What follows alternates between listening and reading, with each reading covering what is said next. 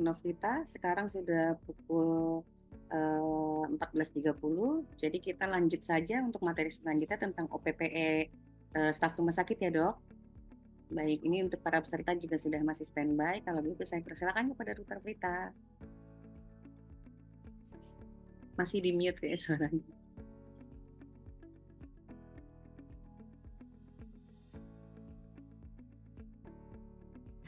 Maaf, masih di mute ternyata. Baik Bapak Ibu, satu materi lagi tentang OPPE. Ini juga salah satu yang ada di standar penilaian akreditasi rumah sakit ya.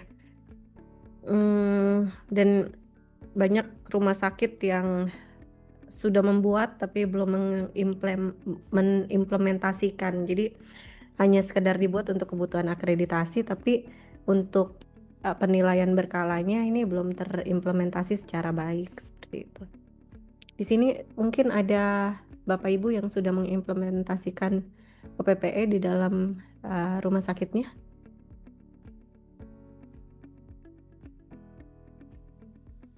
Oke, kita sambil sampaikan ya untuk materinya. Jadi tujuan pembelajaran, peserta memahami konsep OPPE, mampu menyusun OPPE, dan mampu melaksanakan OPPE. Apa sih sebenarnya OPPE gitu ya, kenapa perlu? Bahwa OPPE ini adalah proses pengumpulan data dan informasi secara berkesinambungan untuk menilai kompetensi klinis dan perilaku profesional tenaga medis.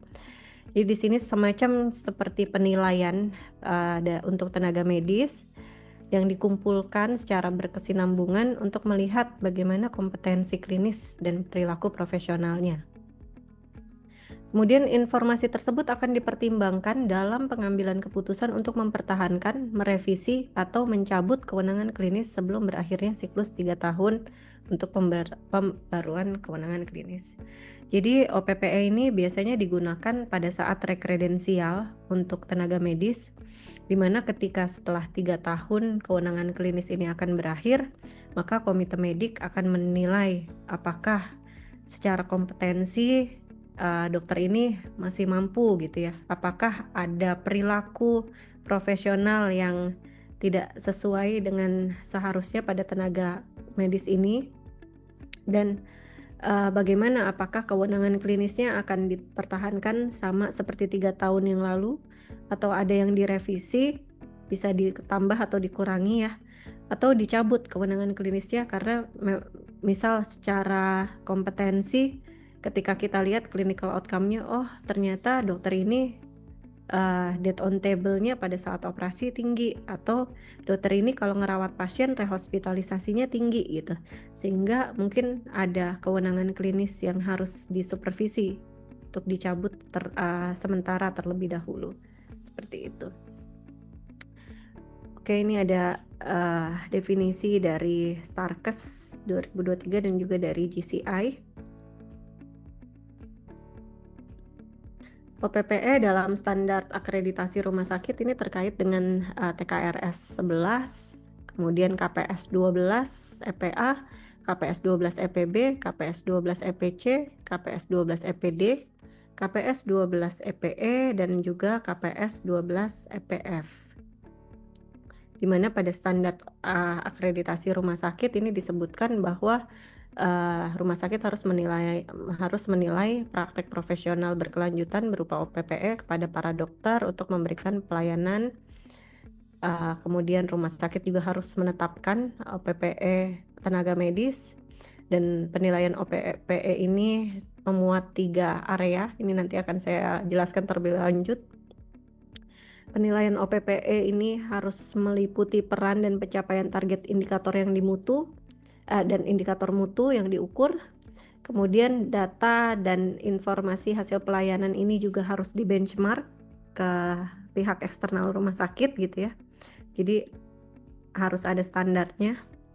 Kemudian data ini sekurang-kurangnya dipantau selama 12 bulan. Jadi biasanya OPPE ini dibuat sekurang-kurangnya 12 bulan atau 1 tahun. Kalau misalkan mau buat per 3 bulan atau per 6 bulan itu juga bisa, tapi maksimal 1 tahun sekali dibuat. Oke, tujuannya apa OPPE ini? Jadi untuk mendeteksi dini permasalahan. OPPE mendukung deteksi dini adanya masalah kinerja dalam pelayanan dan memungkinkan intervensi yang tepat waktu serta tindakan korektif. Jadi misal ketika Bapak Ibu mengukur OPPE mungkin 3 bulanan gitu ya. Terus kemudian didapatkan hasil clinical outcome salah satu dokter ini misal angka redo operasi atau angka death on table-nya ini tinggi, maka bisa terdeteksi ini ada apa sebenarnya sama dokter ini, kok redo terus kalau operasi, kok death on table terus gitu kalau operasi gitu ya. Sehingga bisa terlihat kira-kira kenapa gitu, harus dilakukan investigasi atau analisis dan juga bisa diintervensi lebih cepat. Sehingga tidak banyak pasien yang mungkin menjadi kurang beruntung gitu ya dengan adanya kompetensi yang seperti ini gitu. Keselamatan pasiennya juga bisa lebih baik. Kemudian budaya perbaikan berkelanjutan. Dengan adanya penilaian OPPE ini, maka berkontribusi pada penyediaan perawatan pasien yang lebih berkualitas, aman, dan efektif. Dan juga OPPE bisa menjadi mitigasi risiko, di mana program OPPE ini membantu mengurangi risiko yang terkait dengan pekerja penyedia layanan yang kurang optimal. Ini yang seperti yang tadi disampaikan. Kalau misalkan ternyata secara kompetensi dinilai dokter ini kurang baik, maka bisa dimitigasi risikonya. Apakah sementara dicabut dulu kewenangan klinisnya sehingga tidak banyak pasien yang redo operasinya seperti itu. Kemudian mengurangi variasi dalam kelompok tenaga medis dengan membandingkan antar kolega atau penyusunan PPK dan clinical pathway. Jadi ada 3 komponen yang dinilai dalam OPPE. Yang pertama adalah perilaku. Ini model atau mentor dalam menemukan budaya keselamatan pasien di rumah sakit. Kemudian pengembangan profesional. Ini pengembangan profesional tenaga medis dengan menerapkan teknologi atau pengetahuan klinis baru, dan yang terakhir adalah kinerja klinis.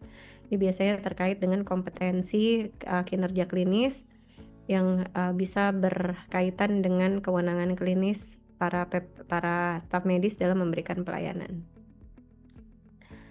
Oke, kemudian untuk evaluasi perilaku. Jadi Bapak Ibu nih yang paling sering terjadi kalau di rumah sakit itu bingung gimana sih cara bikin indikatornya, untuk perilaku seperti apa, harus memuat seperti apa, kemudian untuk profesionalisme harus seperti apa, untuk secara dari outcome klinis harus seperti apa indikatornya.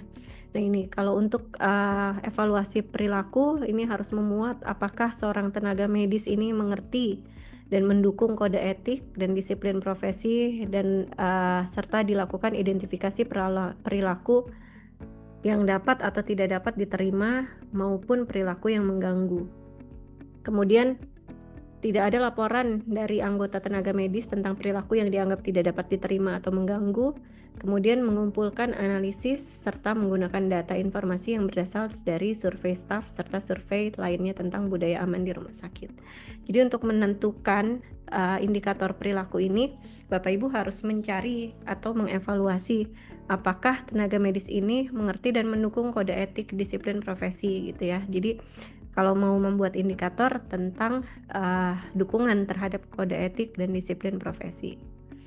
Atau indikator dibuat dari laporan anggota tenaga medis tentang perilaku yang dianggap tidak diterima atau mengganggu. Misal adanya laporan dari komplain gitu ya, komplain baik itu dari sejawat medis atau sejawat lainnya gitu, kalau perilaku misal staf medis ini bermasalah seperti itu. Atau dari data survei, ketika kan kita bisa menggunakan data survei 360 dari masing-masing sejawat atau dari nakes-nakes lain yang memang bekerja di sekitar dokter tersebut seperti itu. Jadi ini bisa digunakan untuk membuat indikator dari komponen perilaku. Kemudian evaluasi perilaku ini dilaksanakan secara kolaboratif antara subkomite etik dan disiplin dari komite medik. kemudian manajer SDM, manajer pelayanan, dan kepala unit kerja. Jadi memang dalam menilainya ini tidak bisa mungkin komite medik saja gitu atau KSM saja, harus seluruh stakeholder terkait ini harus terlibat gitu ya. Kenapa harus ada subkomite etik dan disiplin? Ini kalau misalkan ada laporan dari medis yang lain atau ada dari data survei perilaku dokter ini tidak baik, maka ini akan menjadi ranahnya subkomite etik dan disiplin profesi. Kemudian manajer SDM juga ini karena terkait dengan regulasi ya, biasanya kebijakan-kebijakan terkait dengan SDM. Kemudian manajer pelayanan terkait dengan hubungan personalitas antar masing-masing KSM dan kepala unit kerja tentunya yang memang mengetahui keseharian atau perilaku dari SMF tersebut. Oke, kemudian untuk komponen yang kedua yaitu komponen pengembangan profesional. Ini terdiri dari 7 komponen, yaitu pelayanan pasien, pengetahuan klinis, pembelajaran dan perbaikan berbasis praktek, keterampilan interpersonal dan komunikasi, profesionalisme, praktek berbasis sistem, dan pengelolaan sumber daya. Untuk komponen OPPE pengembangan profesional ini kita coba berikan contoh satu-satu gitu ya dari masing-masing komponennya. Contohnya di pelayanan atau asuhan pasien. Di sini dalam definisinya yaitu penyediaan asuhan pasien yang penuh kasih, tepat, efektif dalam promosi kesehatan, pencegahan penyakit, pengobatan penyakit, dan asuhan di akhir hidup. Nah, contoh indikatornya adalah pemberian asuhan pasien, misal kepatuhan visitasi pasien, kemudian pemberian edukasi, kepatuhan edukasi pasien, seperti itu. Kemudian pengetahuan medik, di sini termasuk pengetahuan biomedik, klinis, epidemiologi, pengetahuan sosial budaya, dan pendidikan kepada pasien. Alat ukurnya adalah penerapan panduan praktik klinis. Jadi contoh indikatornya rata-rata adalah penerapan PPK atau kepatuhan terhadap PPK, CP, kepatuhan LOS, atau pembuatan dari publikasi ilmiah oleh para staf medis, seperti itu. Kemudian untuk komponen praktik belajar berbasis bukti, yaitu pengembangan atau penggunaan bukti ilmiah, metode pemeriksaan, atau asuhan pasien berkelanjutan atas evaluasi dan belajar terus-menerus.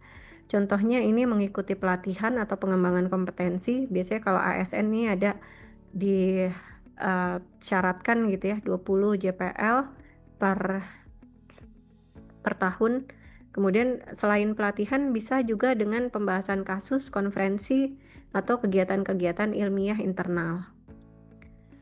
Kemudian komponen yang keempat yaitu komunikasi antar personal, di mana di sini termasuk menjaga dan meningkatkan pertukaran informasi dengan pasien, keluarga, anggota tim. Contoh indikatornya bisa partisipasi dalam ronde ilmiah atau feedback gitu ya, atau kalau di rumah sakit tuh suka ada kuesioner penilaian dari pasien gitu. Nah, ini juga bisa dijadikan alat ukur untuk menjadi indikator di komponen komunikasi antar personal. Kemudian profesionalisme, ini mengembangkan profesionalitas yang terus-menerus. Contoh indikatornya ya itu ketepatan waktu pelayanan, mungkin di rawat inap atau rawat jalan. Kita lihat apakah dokter ini melaksanakannya dengan profesional gitu ya, tepat waktu, atau dilihat juga dari partisipasi kegiatan di masyarakat seperti baksos dan lainnya. Praktik berbasis sistem di mana para staf medis harus sadar dan tanggap terhadap jangkauan sistem pelayanan yang lebih luas, misal kepatuhan penggunaan IMR atau kepatuhan terhadap regulasi dari misal asuransi. Kemudian yang 7, mengelola sumber daya. Ini memahami pentingnya sumber daya dan terkait dengan efisiensi. Contoh indikatornya adalah kepatuhan LOS dan kepatuhan penggunaan formularium.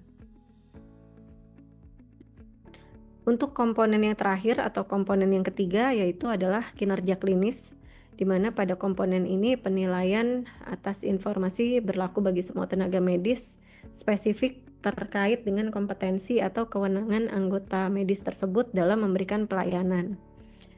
Ini agar bermanfaat, maka harus dikumpulkan sedemikian rupa agar teridentifikasi tenaga medis yang berperan dan harus terkait dengan praktik klinis dan bisa menjadi rujukan atau kaji banding dalam SMF. Jadi ini maksudnya seperti ini. Karena kompetensi dari masing-masing staf medis ini berbeda-beda, maka untuk indikator pada kinerja klinis ini diusahakan sespesifik mungkin supaya teridentifikasi benar nggak sih indikator ini karena perannya dia gitu. Misal seorang dokter bedah, kita ambil kinerja klinisnya adalah pasien angka kematian pasien bedah selama rawat inap gitu kan. Nah ini kan berarti ada komponen-komponen yang bukan dari dokter tersebut gitu. Karena selama rawat inap mungkin pasien ini di visitnya bukan hanya bedah, ada dokter anestesinya, ada dokter misal DPJP lainnya, DPJP utamanya bukan dokter bedahnya gitu ya. Sehingga tidak teridentifikasi ini pasien meninggal karena dokter bedahnya atau karena anestesinya atau karena perawatnya gitu ya. Nah, sehingga kalau misalkan membuat indikator terkait dengan kinerja klinis harus sespesifik mungkin. Misal pada dokter bedah yang pasti beliau lakukan itu adalah operasi. Sehingga kita harus lihat di meja operasi itu kira-kira apa yang bisa terjadi. Misal angka kematian pada saat operasi, angka death on table itu sangat menggambarkan bagaimana kinerja dari dokter bedahnya seperti itu. Atau misal dokter kalau di tempat saya tuh ada kardiologi klinik di mana pasien-pasiennya ini adalah pasien-pasien heart failure gitu ya. Jadi bisa dilihat seperti apa rehospitalisasi pada pasien-pasien tersebut.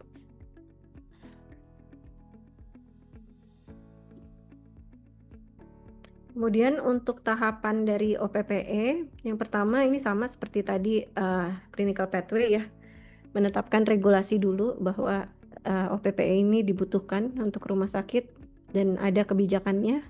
Kemudian menyusun indikator profil dari tiap-tiap indikator itu harus jelas, seperti kalau kita menyusun profil indikator untuk data-data seperti INM, IKP seperti itu, jadi harus jelas bagaimana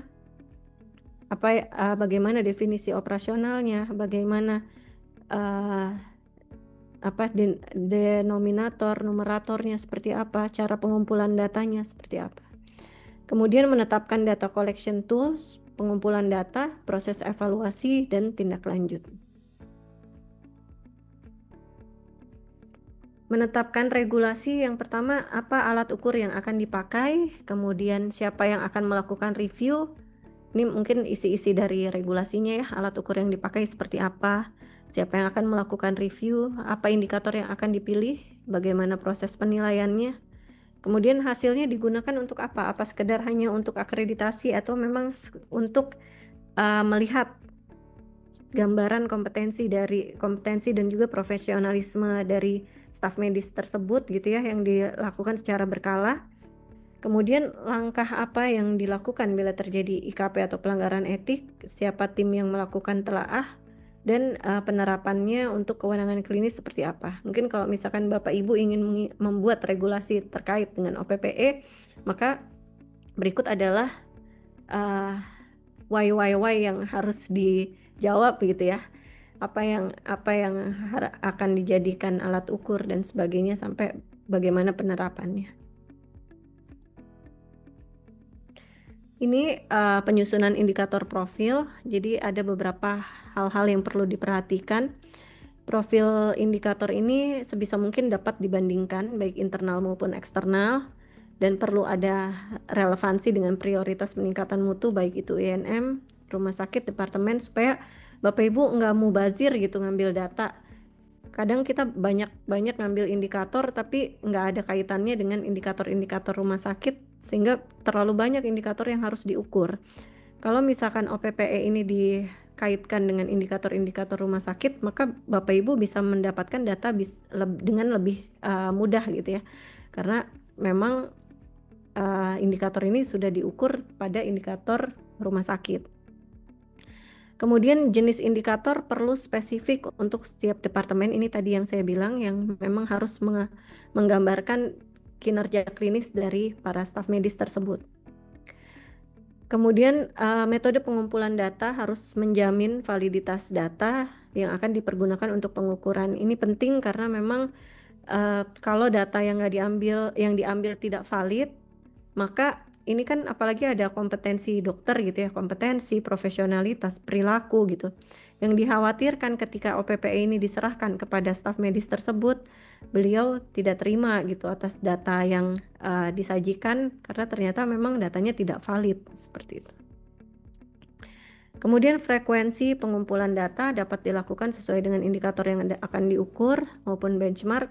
Paling lambat dikumpulkan setahun sekali, tapi bisa setiap 6 bulan, bisa triwulan, bisa setiap bulan, tergantung rumah sakit membuat kebijakan. Kemudian PIC pengumpul data ini perlu dilatih dengan profil indikator dan validasi. Jadi Bapak Ibu kan harus membuat indikator. Dari indikator itu dibuatlah profil indikator atau kamus indikator. Ini harus disosialisasikan kepada PIC pengumpul data. Jangan sampai data yang nanti beliau ambil ini data yang salah atau tidak valid gitu. Jadi harus disosialisasikan profil indikatornya dan cara memvalidasi data tersebut. Sumber data ini juga perlu kejelasan, misalnya rekam medis, hasil survei atau catatan dari keluhan pasien, insiden keselamatan pasien atau hasil audit medis.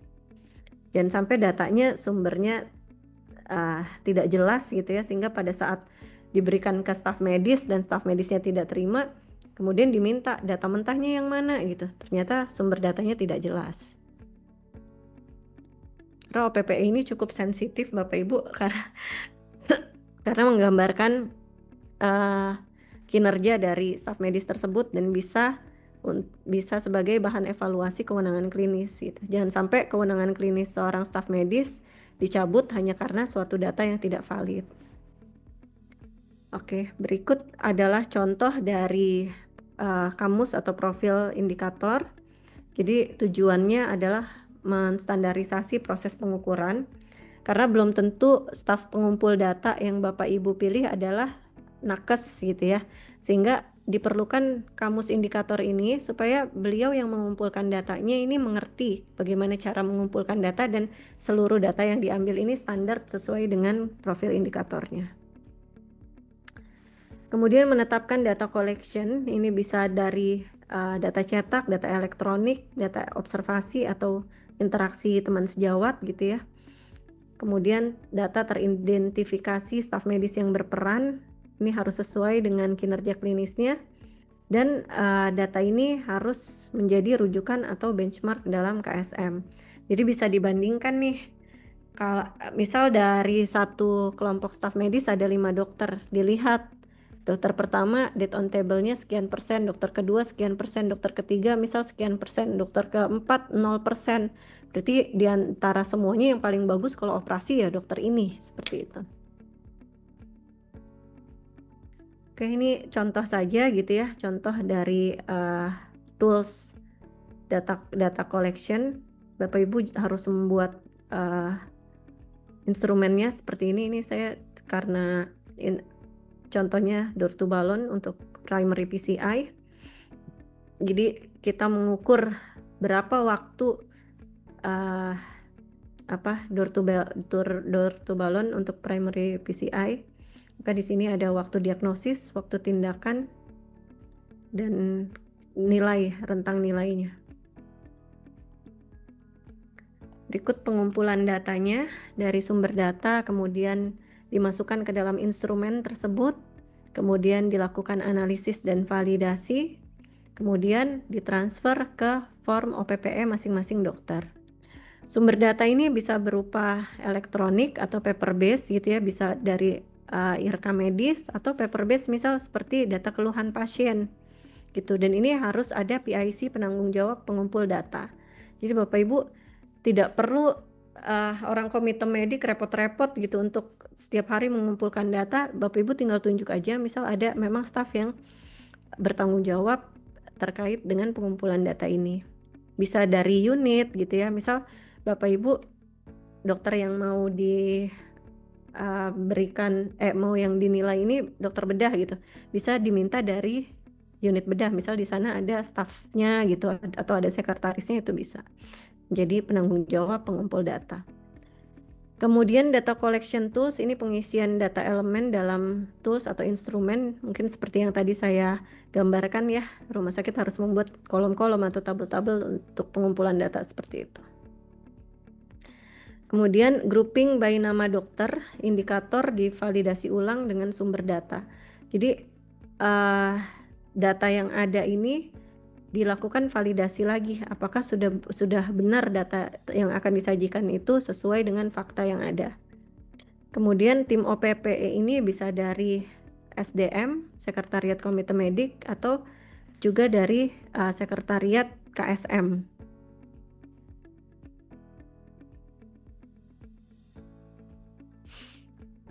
Kemudian untuk proses evaluasinya, jadi OPPE yang sudah ada ini dilakukan proses penilaian ini harus melibatkan dokter yang akan dinilai di tahap awal atau di tahap akhir. Namun sebaiknya di tahap awal. Jadi mereka melakukan self assessment dulu, kemudian data-data ini diberikan kepada kepala KSM, kemudian komite medik, setelah itu baru masuk ke direksi. Sebaiknya tetap melibatkan diskusi dengan dokter yang dinilai, dan di sesi ini dokter itu diberikan feedback atas capaian yang belum tercapai. Jadi kalau misalkan ada capaian yang belum tercapai, ini harus dikasih feedback kenapa belum tercapai, kemudian gimana cara untuk memperbaikinya. Kemudian evaluator ini harus melibatkan jajaran pimpinan rumah sakit di tingkat direksi, komite medik, atau subkomite, dan juga kepala staf medis. Ini contoh formulir OPPE gitu ya. Ini ada parameternya. Di sini asuhan pasien, kemudian pengetahuan medik klinis, hubungan antar manusia, dan ditentukan rentang nilainya. Oke, evaluasi OPPE ini bisa berupa hasil audit klinik, tren penurunan kinerja atau ketidakpatuhan PPK. Nah, bila terjadi pelanggaran, maka harus diberikan evaluasi berupa FPPE, dan kemudian akan dilakukan FPPE dalam jangka panjang dan jangka pendek. Tindak lanjut dari OPPE bisa berupa tindakan segera ya, misal pembimbingan, misal tadi kalau dokternya ini operasinya gagal terus dalam 3 bulan, maka harus segera tuh diintervensi, bisa diberikan bimbingan, bisa menempatkan staf medis tersebut di bawah supervisi, jadi harus ada yang ngajarinnya dulu gitu ya, atau membatasi kewenangan klinisnya. Aduh, dia belum sampai deh kalau untuk operasi yang berat-berat gitu misal. Kemudian untuk jangka panjang mungkin mengolah menjadi informasi untuk pemberian kewenangan klinis. Jadi OPPE ini dikumpulkan selama 3 tahun. Nah, ini akan bisa menjadi dasar dalam pemberian kewenangan klinis. Bisa kewenangan klinisnya mungkin dicabut, bisa kewenangan klinisnya dipertahankan atau dikurangi, atau menjadi dalam supervisi. Kemudian sebagai catatan bagi staf medis berupa benchmark baik dalam hal indikator perilaku maupun hasil klinis. Ini juga bisa dibandingkan seperti yang tadi, dalam satu kelompok SMF kira-kira siapa yang kinerjanya yang mempunyai kinerja klinis paling baik, seperti itu. Oke, ini langkah-langkahnya ini sama seperti tadi. Jangka pendek bisa konseling, jangka panjang rekomendasi kelanjutan keanggotaan atau monitoring terhadap kewenangan klinisnya,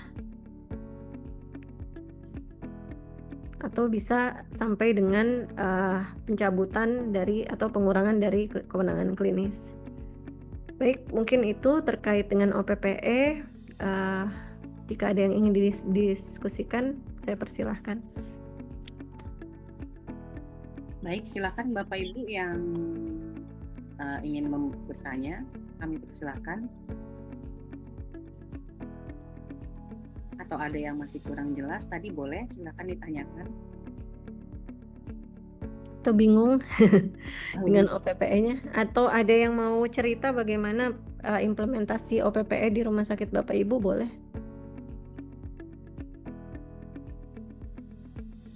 Kita lihat di chat. Bagaimana? Oke. Boleh Saya coba tanyakan aja ya. Mungkin dari Rumah Sakit Dinda nih, Dr. Novita Sari, sudah berjalan belum ya OPPE-nya di sana, Dok? Izin dokter, kalau yang sudah berjalan untuk penilaiannya lebih ke dokter umum, dokter. Kalau untuk dokter umum kita sudah menjalankan OPPA-nya, dokter, untuk penilaian ataupun untuk perpanjangan kontrak dari teman-teman dari GP-nya sendiri, dokter. Tapi kalau untuk dokter spesialis sendiri mungkin belum bisa berjalan secara maksimal, dokter. Oke, tapi sudah ditetapkan, Dok, indikator-indikatornya? Sudah, dokter, sudah ditetapkan terkait dengan indikatornya, mungkin mencakup yang tadi mungkin dokter juga jelaskan. Jadi juga ada yang terkait dengan kepatuhan pengisian IGMR-nya juga, terus kemudian dengan kompetensi klinisnya juga, seperti itu sih, dok. Baik, terima kasih Dokter Novita sharingnya, Dok. Terima kasih, dokter. Ada lagi mungkin yang ingin ditanyakan atau sharing?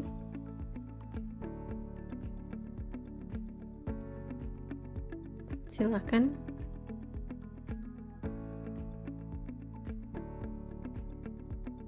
Dokter Rosa mungkin, atau Bu Dokter Hidayatus Solihah?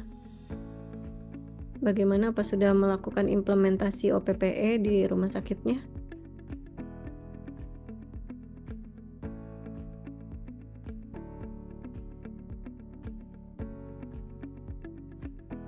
Oke, belum ada. Silakan, saya kembalikan kepada Bu Ria. Baik, Dok. Sepertinya sudah mulai paham semua ya kayaknya ya.